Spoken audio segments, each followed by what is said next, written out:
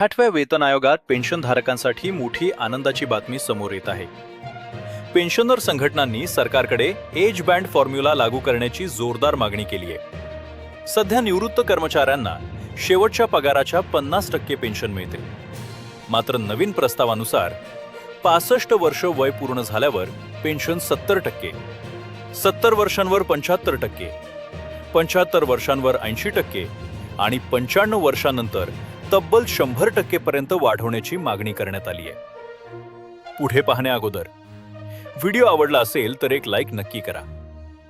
तर 8व्या वेतन आयोगासाठी 2 बिंदू 86 ते 3.00 या फिटमेंट फॅक्टरचीही चर्चा सुरू आहे. उदाहरणार्थ, एखाद्या पेन्शनधारकाची सध्याची मूळ पेन्शन 25,000 रुपये असेल तर 3.00 फिटमेंट फॅक्टरनुसार ती थेट 75,000 रुपयांपर्यंत जाऊ शकते. म्हणजेच पेन्शनमध्ये मोठी वाढ होण्याची शक्यता व्यक्त केली जाते.